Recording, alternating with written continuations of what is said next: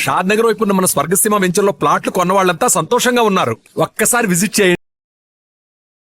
బ్రహ్మానంద గారికి కోవై సరళ గారు ఉన్నారు. అంతకు ముందు ఓ టైంలో ఆ, శ్రీలక్ష్మి గారు వీళ్ళందరూ ఉండేవారు పాత కామెడియన్స్. ఏమండి కోవైసరలో నాతోనే స్టార్ట్, అవును. బ్రహ్మానందంతో కాదు, ఉమ్, నాతోనే స్టార్ట్ చాలా సినిమాలు. ఆ తర్వాత బ్రహ్మానందంతో కొన్ని సినిమాల్లో వేసింది, ఉమ్, కానీ నాతోనే ఎక్కువ సినిమాలు. ఉమ్, ఉమ్, ఓ మా ఇద్దరికి టగ్ ఆఫ్ వార్ ఉండేది అవును. కోవైసర్లోని. ఉమ్. ఆ, చాలా ఉన్నాయి, చాలా సినిమాలు, చాలా క్యారెక్టర్లు ఉన్నాయి మా ఇద్దరి. కానీ హైలైట్ ఏంటంటే మీరీ సౌందర్య గారిది డ్యూయట్. అది ఆకాశం అంతా 365వ రోజు సెకండ్ షో హౌస్ఫుల్ చూసా. అవును. 365వ రోజు ఇంకా 100 రోజులు ఆడుద్ది సార్, మాకు కొన్ని కమిట్మెంట్ ఉండే రేపు తీసేస్తాను, ఉమ్, 365 రోజులు అయిపోయింది కదా అని అన్నారు. అలాంటి ఒక పాట ఒక కమెడియన్ చేస్తే 365 రోజులు ఆడటం అంటే చిన్న విషయం. అవును, అంతే కదా. అలాగే ఇంకా కొన్ని సినిమాలు ఉన్నాయి సిల్క్ స్మిత్తో. బావలసయ్య పాట కూడా పాటతో 100 రోజులు. అవును. పువ్వుంటే ఏమో కూరుంటే ఏమో అని అడుక్కుంటే అది 100 రోజులు. పాటలతో 100 రోజులు ఆడిన సినిమాలంటే ఒక కమెడియన్‌గా అది నాకు గొప్ప గుర్తింపు, గొప్ప ఒక విజయం, అది ఘనత. అవును. ఘనతే. నా అదృష్టం అది. కానీ సార్ సాడ్ థింగ్ ఏంటంటే సిల్క్ స్మిత గారు వెళ్ళిపోయారు, సౌందర్య గారు వెళ్ళిపోయారు. అవును. పాపం. మీకు తలుచుకుంటే బాధ అవుతుంది కదా సార్ చాలా. చాలా. సిల్క్ స్మిత గారు ఎలా ఉండేవారు సార్? చాలా చాలా క్లోజ్‌గా మంచి ఉండేవారు. వ్యక్తి అని అని అని అనేవారు. చాలా, చాలా, చాలా. ఆమె ఎవరిని కేర్ చేయదు. ఉమ్, ఎవరికీ నమస్కారం పెట్టదు. ఉమ్, కాలు మీద కాలేసుకొని కూర్చుంటది. ఉమ్, కూర్చొని కళ్ళద్దాలు మళ్ళీ. ఉమ్, అందరిని చూస్తుంటది ఇట్లా. నేనడిగిన, "బాస్ మీరు నల్ల కళ్ళద్దాలు పెట్టుకుంటారు. కాలు మీద కాలేస్తారు. అది ఎవరొచ్చినా తీయరు. ఉమ్. అంటే మీరు నిద్రపోతారా? లేక అబ్జర్వ్ చేస్తారా?" అని అడిగాను నేను. అయితే, "అది కాదు బాస్, ఫూల్స్ నన్ను చూస్తారు. ఇలా ఇలా చూస్తారు నన్ను. అందుకని నన్ను ఎవడు చూస్తున్నాడా అని గమనిస్తూ ఉంటా నేను కళ్ళద్దాలు పెట్టుకొని" అని చెప్పింది నాకు. మరి హీరోలొచ్చినా కూడా తీయవు కదా! అంటే ఎందుకు తీయాలా? హీరోలొస్తే? యాటిట్యూడ్ మంచి స్ట్రాంగ్. నాతో మాత్రం నన్ను చూడంగానే కాళ్ళు తీసేది. నన్ను చూడంగానే లేచి నిలబడేది. నేనెక్కడ కూర్చుంటే అక్కడికొచ్చి కూర్చునేది. భలే లైక్ చేసేదండి నన్ను. గ్రేట్. Great artist. ఎందుకో సార్ గ్రేట్. మంచి మనుషులు తొందరగా వెళ్ళిపోతారు అనిపిస్తుంది వాళ్ళందరూ అంతే. కదా. మంచోళ్ళు తొందరగా అయిపోతారు. కరెక్ట్. ఉమ్, మేము దుబాయ్ పోయినాం ఒక ఫంక్షన్‌కి. ఉమ్, నన్ను బాస్ అని పిలిచేది. ఉమ్, బాస్ మనం షాపింగ్‌కెళ్తున్నాం. నేనెందుకు బాస్ నువ్వు లిప్‌స్టిక్‌లు అయి కొనుక్కుంటావు. నేనేం కొనుక్కోను కదా! నాకొద్దు. నేను రానన్నా. అంటే లేదు నాతో నువ్వు రావాలి. నేను పర్మిషన్ తీసుకున్నా. అంటే పోయినాం. పోతే ఏమేమో కొనుక్కుంది. ఉమ్. ఓహ్! బ్లాక్ కళ్ళద్దాలు పెట్టుకొని వచ్చింది బయటికి. నేను అక్కడ అటు ఇటు కూర్చొని అది ఇది ఏదో బాస్ ఎలా ఉంది అంది. సూపర్ అన్నా. సూపరా? నిజంగా సూపరా? అయితే కొనేస్తున్నా. కొనేసేయి అన్నా. పోయింది. ఆ! కొనేసా అనుకుంటూ వచ్చింది. ఇది మీరు పెట్టుకోండి బాస్ ఒకసారి అన్నది. పెట్టింది నాకు. ఓహ్! సూపర్ అన్నది ఇట్లా పెట్టి. అదేంటి బాస్ నాకు సూపర్ కాదు మీకు సూపర్ నాగా అన్నా. ఉమ్. చాలా బాగుంది. నేను అందుకే కొన్నాను నీకోసం అన్నదండి. ఆ కళ్ళద్దాలు చనిపోయేదాకా దాచిపెట్టుకున్నాను. మంచిది. చాలా మంచిది. ఆ, అబ్బో! గ్రేట్. కానీ చాలా కష్టాలు, వివాదాలు, ఇక అయి పరిస్థితులు. వచ్చినాయిలెండి. అయి కొంచెం కరెక్ట్‌గా ఉన్నోళ్ళకి వివాదాలుంటాయి. ఉమ్, ఈ ఏ ఎండకు ఆ గొడుగు పట్టేటోళ్ళకుండవు.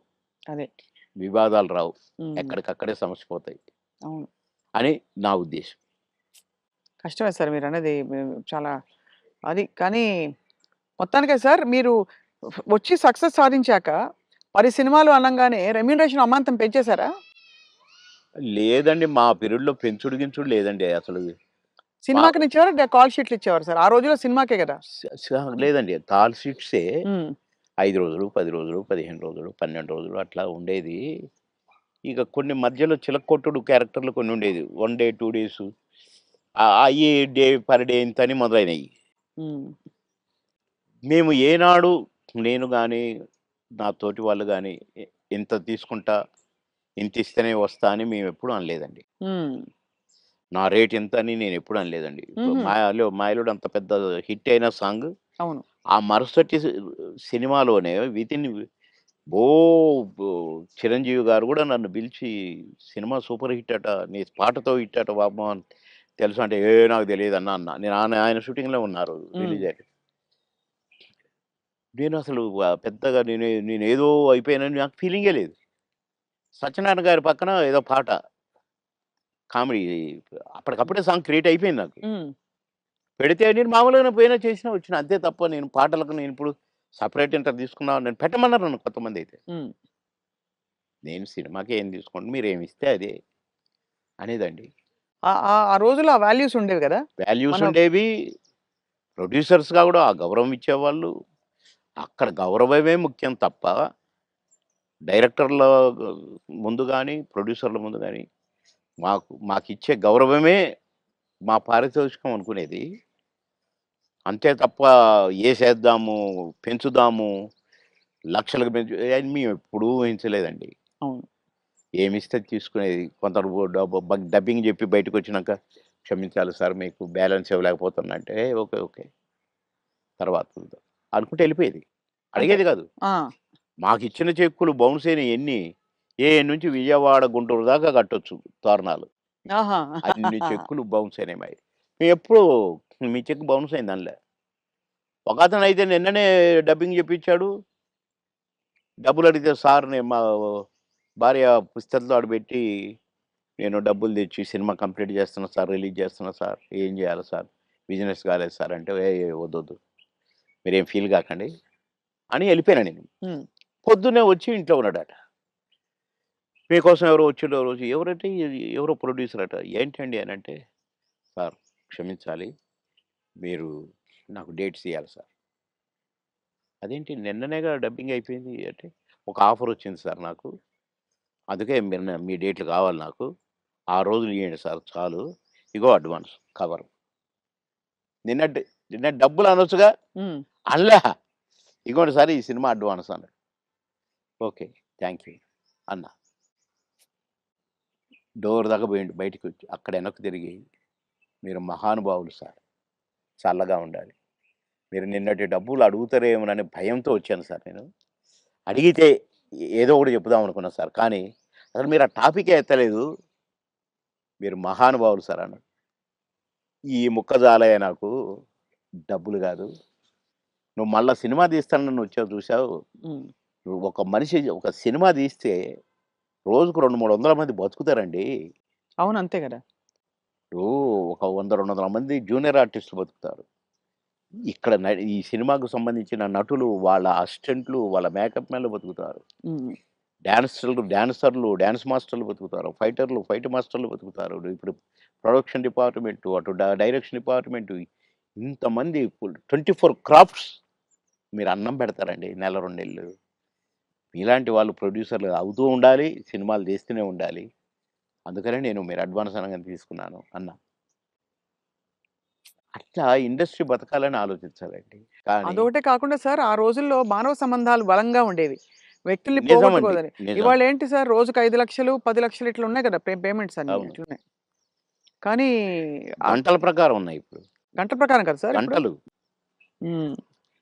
నాకు అప్పట్లోనే నేను విన్నానండి. 'ఎన్టీ రామారావు' గారు గాని, 'కృష్ణ' గారు గాని డబ్బులు ఇయ్యకపోతే ప్రొడ్యూసర్‌ని అడిగేవాళ్ళు గారట. హ్మ్. 'కృష్ణ' గారికి ఒకసారి బ్యాడ్ పీరియడ్ వచ్చిందట. రోజు ఎన్నో సినిమాలు చేస్తూ, సంవత్సరానికి 12, 15 సినిమాలు హీరోగా చేస్తూ, అందరు హీరోలు 1, 2 సినిమాలే చేసేది. ఈయన 12 సినిమాలు, 15 సినిమాలు చేసేవాడు 'కృష్ణ' గారు. హ్మ్. అలాంటోడు అంటే డబ్బులు అడగడట. ఇస్తేనే తీసుకుంటాడట. అలాంటాయనకు సినిమాలు లేకుండా అయినాయి. హ్మ్. అలాంటాయన ఆగిపోయిన సినిమాల ప్రొడ్యూసర్‌ల కాడికి పోయి, ఎందుకు ఆగిపోయిందని తెలుసుకొని, ఎంతైతే స్టార్ట్ అయిద్దని తెలుసుకొని డబ్బులిచ్చి, నేనిస్తా, నేను తీస్తా మిగతా సినిమా అని తీసి పెట్టేవాడంట. హ్మ్. ఇయన్నీ విన్నాం. అంత అందుకని చేసి మాకిచ్చే గింతంత ఇయ్యకపోతే దానికి ఏదో రాద్ధాంతం చేసి, నో అని వదిలేసారు. అసలు మీ ప్రయాణంలో మీరు కలిసిన దిగ్గజాలు, ఆ వ్యక్తులు ఇప్పుడు మిస్ అవుతారు కదా సార్ మీరు చాలా. అంటే ఇప్పుడు ఒక్కసారి కళ్ళ ముందు కాలం మారిపోయింది. కనపడట్లే అలాంటోళ్ళు. అదే కాలం మారింది తెలుస్తోంది. అంటే కలికాలం అంటారు కదా. అయ్యయ్యయ్యో! కొట్టొచ్చినట్టు కనపడుతుంది.